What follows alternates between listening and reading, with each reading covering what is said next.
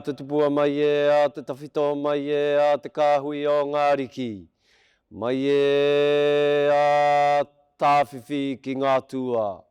O ka takina te Māori, ko te Māori ahua noa, ki runga ki enei mātanga, ki runga ki enei pūkenga, ki runga ki enei wānanga.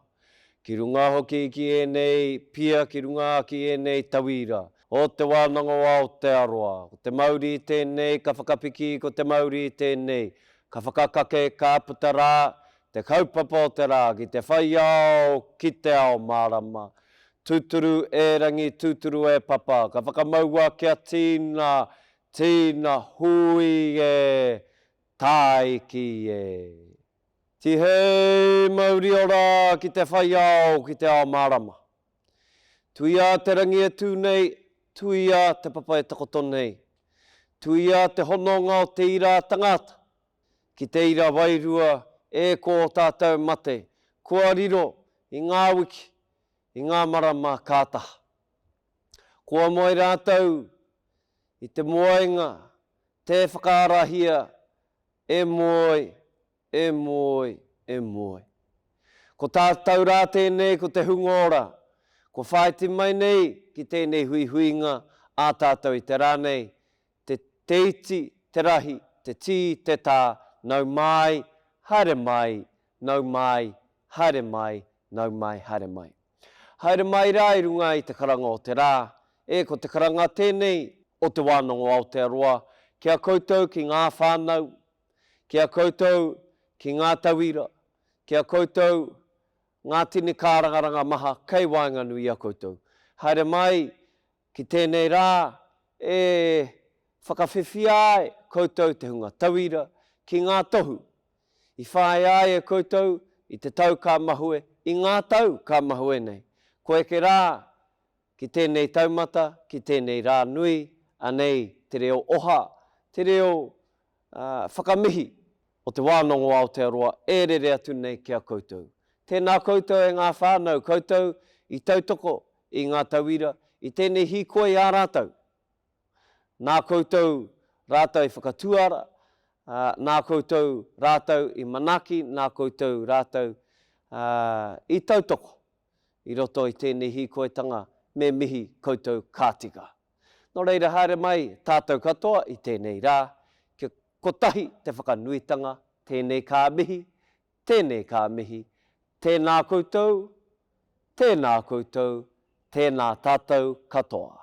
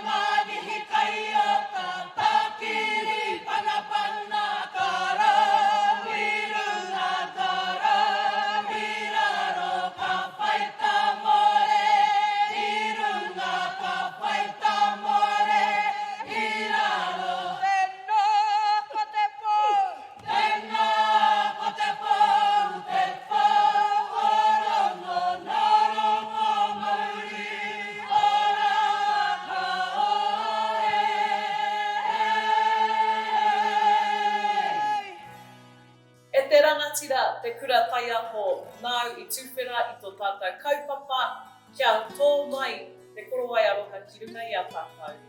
Te rangatira e mihi ana. Tēnā koutou katoa e ngā mātāwaka o te motu, rau mai, hara mai, te Puāwaitanga, Te wānanga o te aroa i Tāmaki mataurau, hei whakanui i ngā tauira o te tau 2021. Tēnā koutou, ko Huni Strickland-Moka tōku ingoa no ai tūpaki no ngā tikahungunu e kai whakahaere apua hau. Kia ora, I'm Huni. I am a Manager of Educational Delivery.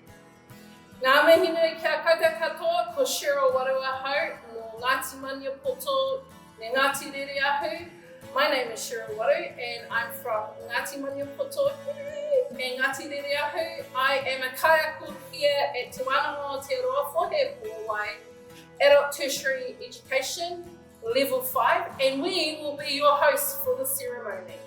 Te wānanga o te aroa firmly believes in celebrating tauira success and achievement. During these times, we move to online graduation ceremonies for the health and well-being of our kaimahi, our tauira, and our whānau.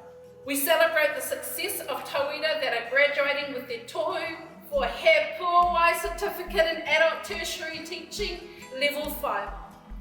Before we move into presentations and acknowledge our graduates today, we have a special guest that would like to share a few words with you. E te whānau, it is my pleasure to introduce you all to our Kalwhakatere Chief Executive of Te Wānanga o te Aroa, Nepia, Winiata, to formally welcome you. He mihi tēnei kia koutou, ngā ahonga kua tai atu ki te tihi o te maunga mātauranga. Ka mau te wehi kia koutou. One of the things I loved most about working for Te Wānanga o Aotearoa is our graduation ceremonies, where we get to celebrate your success alongside your whānau and friends, even in a virtual environment like today. We are saddened that we can't celebrate in person, but we are doing whatever we can to contribute to this continued safety of our communities across the motu. Graduation is a special occasion and something you should take immense pride in. You've worked hard and deserve to celebrate your achievement, particularly with the challenges you've faced in the last year.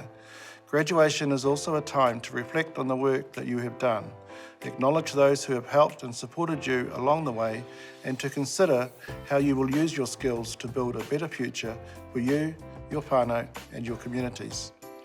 At Te Wānanga o Aotearoa, we consider the dedication and aroha shown by our kaiako to be a key factor that sets us apart from other education providers, and I acknowledge their work today.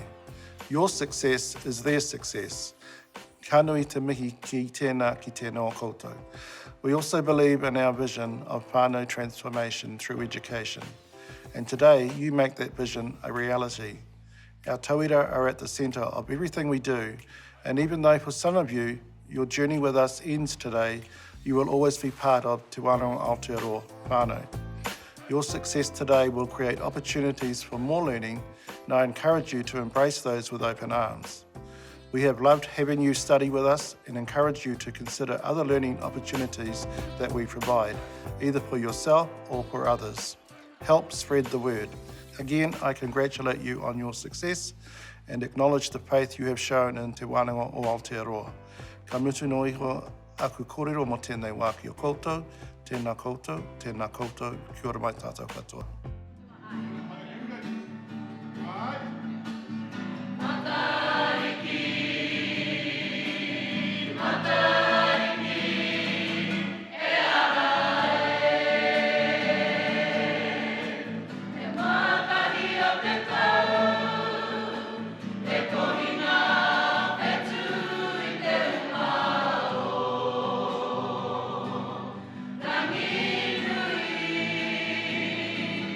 Yeah.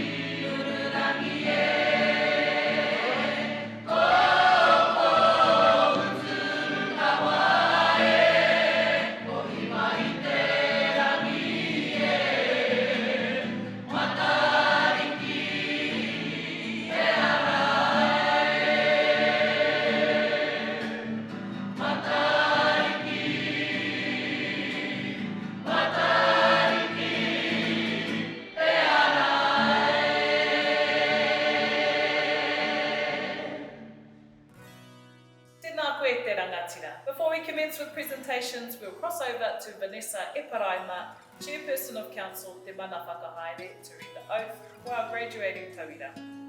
Papa ki kawana ngā tai o aroha, rere nei te aua whakamanawa i te moana nui o te ngākau, ki tēnā tai whanga, ki tēnā kuanga wai, ki a koutou e ngā maunga whakahi, e ngā awa whakatere taniwha, tēnā ra koutou katoa.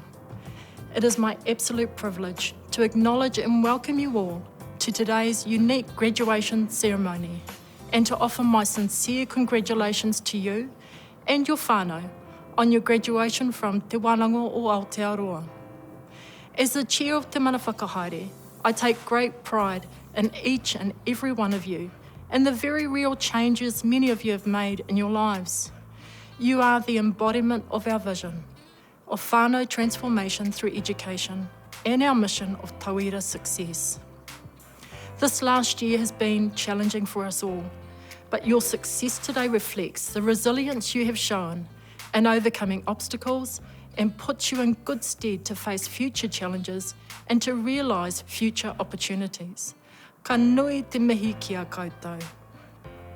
COVID-19 continues to be a significant issue for us all, and at Te Wānanga o Aotearoa, we are regularly reviewing what we do and how we do it to ensure our tauira continue to receive an education rich in mātauranga Māori, whether kanohi ki te kanohi or in an online environment.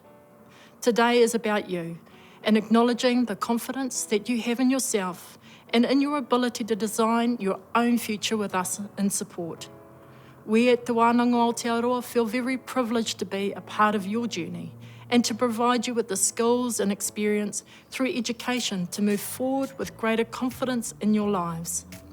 Well done to you all, and again, my warmest congratulations and have a wonderful day. This celebration is yours. It now gives me great pleasure to read the following oath. I te mana kei runga i au mai i te kaunihera, ara, mai te mana whakahaere o Te Wānanga o Aotearoa, me te whakatau a te kaunihera, ka tū tēnei ko Vanessa Eparaima, te he mana o te mana whakahaere, ka whakawhiwhi atu e ngā tohu ki ngā tauira kua eke i a rātou ngā paiauru o tēnei wānanga. By the authority vested in me by the Council Te Mana Whakahaere of Te Wānanga o Aotearoa, and by resolution of Council, I, Vanessa Eparaima, Chair of Te Mana Whakahaere, award the diplomas and certificates stated to those who have satisfied the requirements of this wānanga. Please honour our graduates with your applause.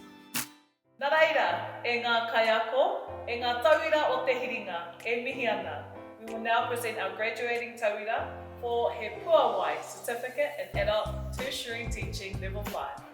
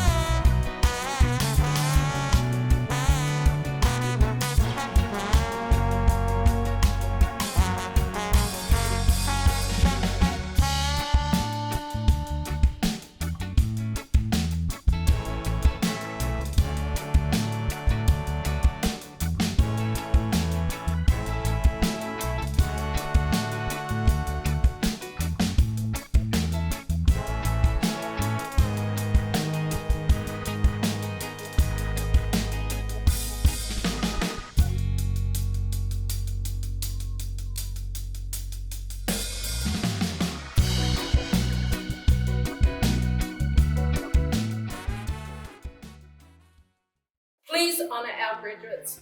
With your applause, honai te paki paki. That concludes our presentations for this session. We acknowledge the success of these graduates and the efforts made by Te Kaiako to achieve tauira success during a year that was heavily impacted by COVID-19. We wish the best in your endeavours. We thank you all for joining us today. This is Sheryl and Huni, over and out. Mā te wā.